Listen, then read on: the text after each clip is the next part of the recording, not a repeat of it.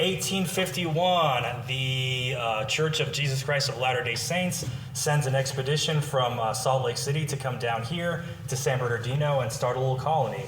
1853, San Bernardino becomes a county in California, and then one of the most important events that happened, not only in county history, but also in California history, in 1856 was the Bridget Mason case. Most folks who have heard about this have heard Bridget referred to by her nickname, her slave name of Biddy, but Biddy is just a pet name for Bridget. She was a grown woman. She had many children and descendants.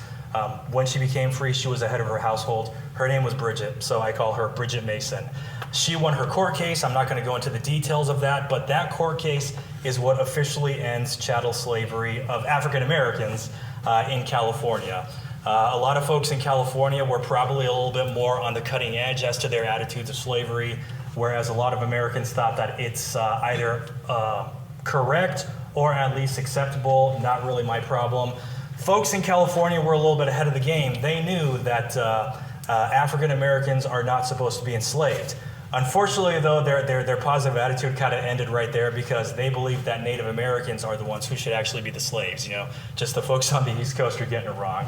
But nonetheless, because of the Bridget Mason case, African American chattel slavery is no longer a thing in California, and that is one of the most important things that has ever happened on this coast.